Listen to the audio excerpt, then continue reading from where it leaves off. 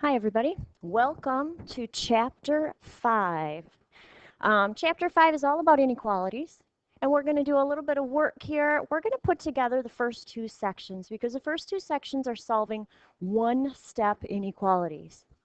So we're going to solve these exactly the way we solve equations, except instead of an equal sign, we have got ourselves less than, greater than, less than or equal to, greater than or equal to symbols. So first of all, hopefully you know that this is a less than symbol.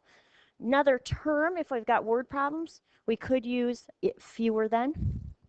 Usually there's an is with that, is less than or is fewer than. Hopefully you know that this is greater than. And we often use the term is more than. This guy over here is really similar to the first one.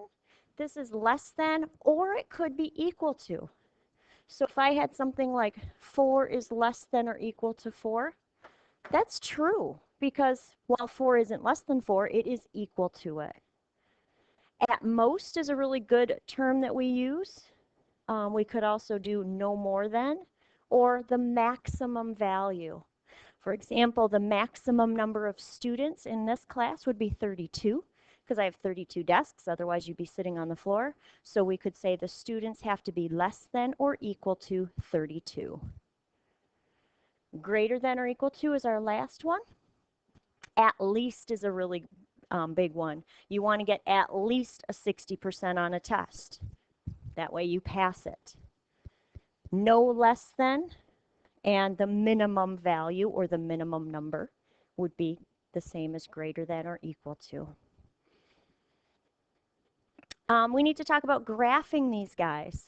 So we do have an important distinction we need to make between open and closed circles. So we're talking about working on number lines.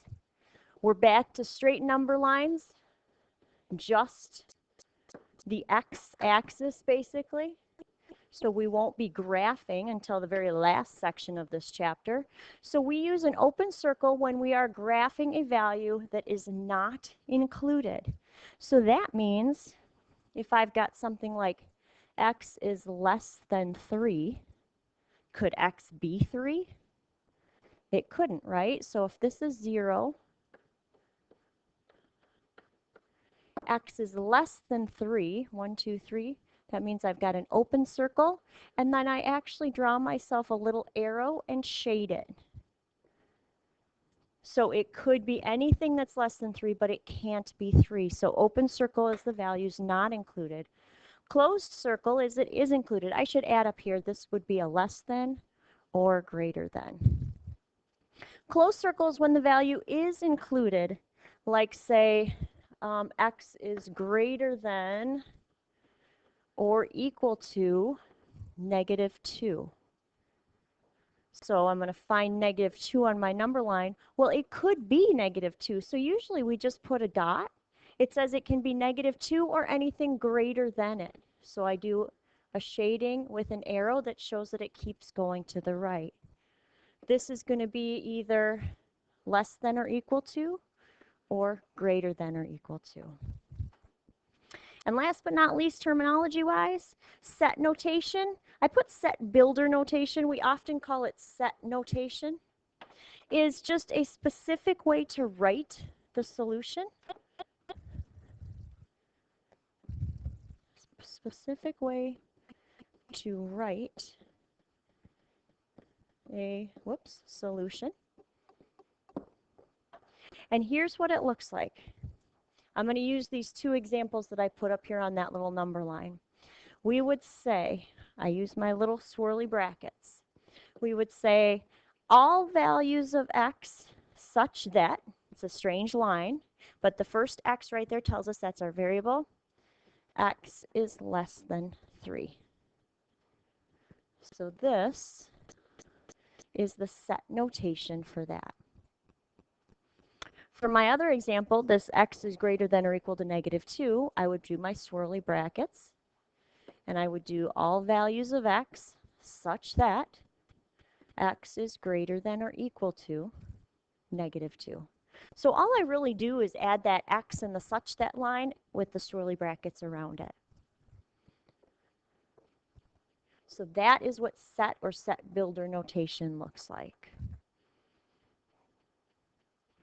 So let's just graph 2.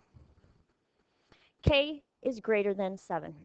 It says to graph in each inequality, then write it in set notation. So I don't get super crazy about these number lines. I usually put the number that I'm working with in the middle and then put numbers on either side.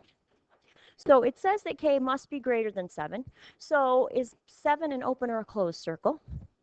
7 doesn't get included, right? But it could be 8, 9, 10, 11, 12, on up. Greater than means it's going to the bigger side, to the right. And my set notation would be, this time I've got a K for a variable, so I'd say all values of K such that K is greater than 7. If I gave you the graph, you could write that set notation. You just figure out, is it a less than, greater than, or less than equal to, greater than or equal to. Number 3 is an interesting one because it's written backwards. I don't like to graph it that way. I'm going to flip the whole thing around. So I know I've got a T and a 7. You may have learned inequalities when you were little, like the alligator eats the bigger side. So notice in the original problem, 7 is greater than or equal to T. If I want to flip it around, it's still got to be eating the 7 and pointing at the T. So it's still an or equal to, but it switches around. It's like a mirror image. T then must be less than or equal to 7 if 7 is greater than or equal to T. So I'll do my same. I'll put my 7, 8, 9, and a 6 and a 5. Do I have an open or closed circle at 7 this time? Closed circle, right? Because it says it's allowed to be less than or equal to it. So less than goes in which direction?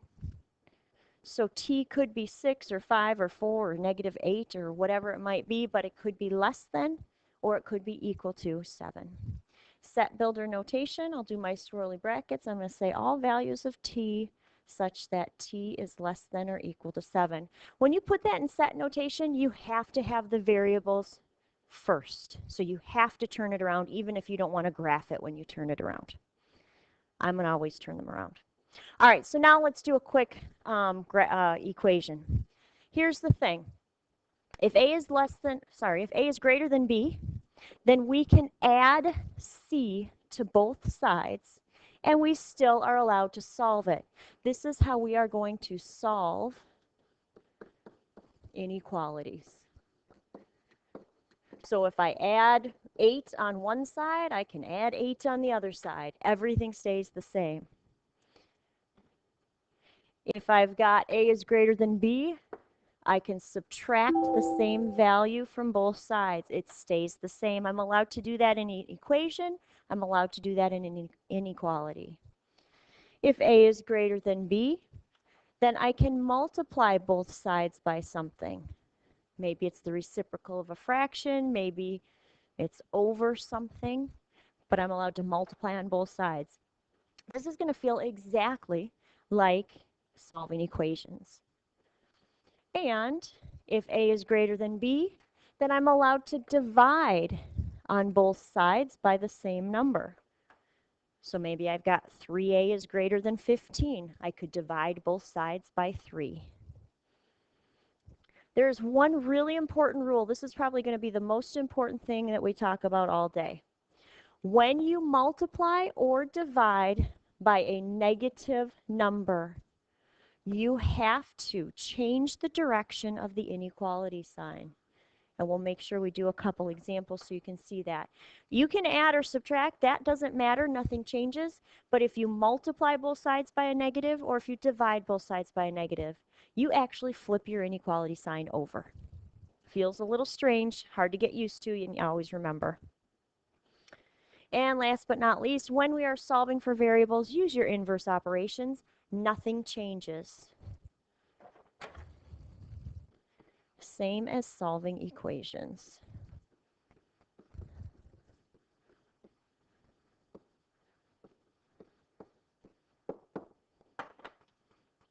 So that's what we're going to use. Those are the rules we're going to use. Way back when we started solving equations, we actually went through these exact same rules.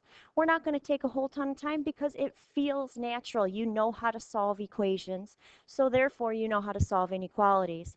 The most important thing is if you multiply or divide by a negative, you have to flip over your inequality sign. So let's do a couple problems.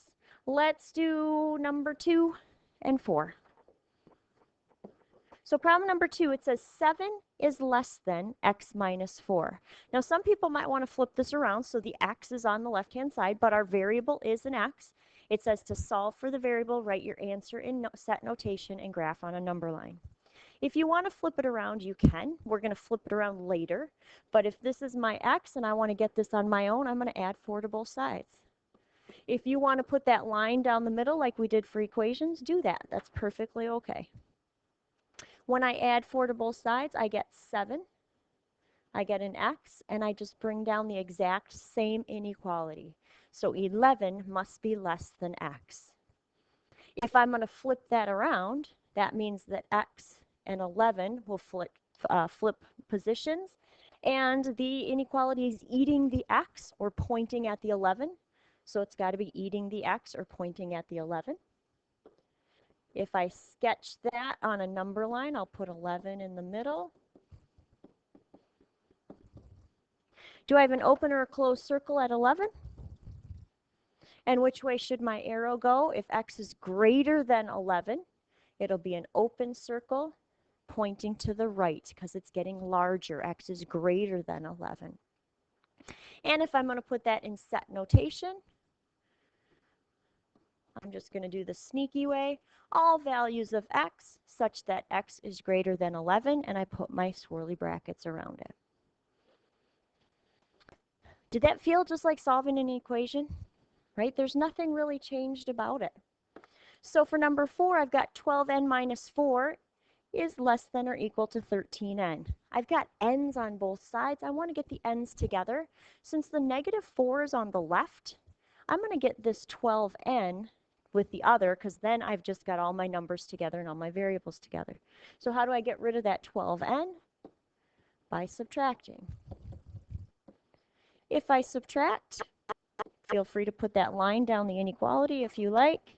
The 12n's will cross out because 12n minus 12n. I've got negative 4. 13n minus 12n is just 1n. I'm just going to write it as an n. My inequality doesn't change. So I've got negative 4 is less than or equal to n. If I wanted to flip that around for set notation or for graphing it, I've got an n and a negative 4. The inequality is pointing at the negative 4 and eating the n. So I make sure that stays the same. I'm going to make myself a number line. Make sure you go in the right direction for counting on the negative side. Well, I have an open or closed circle at negative 4. Closed, right? Because it says that it could be or equal to, greater than or equal to. And if it's greater than, which way should my arrow go? Make sure your arrow's nice and dark so we can see those. And I've got myself an inequality. If I'm going to write my set notation, I'm going to put my swirly brackets, all values of n, such that n is greater than or equal to negative 4. Seem easy? So an add, subtract, exactly the same as we've done. Let's do numbers 6 and 8, and then I think we can be pretty much good. So number 6, I've got a negative 3/5 d is less than 6. Remember how in the last chapter I said your best bet is to always do the reciprocal. You might be thinking to yourself, negative 3/5 times d. Well, if I want to get rid of that, I could either divide both sides by negative 3/5, or I'm going to times by the reciprocal, and make sure you keep the negative on there, times by negative 5/3. If you're going to divide by negative 3/5, make sure you put the 6 in the calculator first. So these guys cross out. I'm left with d. I'm going to do the math. 6 times negative 5/3, or 6 divided by negative 3/5 if you want to divide fractions. And I should end up with a, I think that's a negative 10. Put a little star here. We just multiplied or divided, depending on which way you did it, by a negative. -3/5 or -5/3. What happens to my inequality sign? Instead of this less than, I've got to flip it over, make it a greater than. D is greater than or equal to -10. So you just got to watch those signs. That's the most important thing. Highlight it, mark it, something. This has a negative on it, and it's a multiply or a divide. So number 8, let's do the same thing. -8x greater than 136. So if I want to get that x by itself, we all know I'm going to divide by -8, divide by -8. When I do that, those guys cross out, I'm left with an x. Over here, I've got myself a negative something. Oh my gosh, I can't do this math in my head. -17 maybe? Something like that. If I'm wrong, come in and tell me. Notice we just divided both sides by -8, so what do we have to remember to do? Flip over that inequality. Instead of greater than from the original problem, we get a less than for our final answer. If you look back here at problem number 7, 14h is greater than 91. When we divide both sides by 14, it's a +14, so nothing will change, no flipping of the inequality sign. So watch that. It's tricky. It's just something that you have to remember to do. All right. So we're going to do these guys in class. And it's using those keywords, that little table we did, and the stuff that we've done previously in the year. But we can write an inequality, we can solve the inequality, we can graph the inequality, we can write the inequality in set notation. So here's what I would like to hear from you. How do you know when you are graphing an inequality when to use an open or a closed circle? What tells you, how do you know open or closed? And practice problem. Oh, there it is. Solve that inequality. -4x is less than or equal to 28. Solve, I'll be looking for an inequality. Write it in set notation, just so that I make sure you get some practice on that. Write your answer in set notation. That is it for the first 2 sections of Chapter 5. Bring your questions to class. Have a good day, and we'll talk to you later.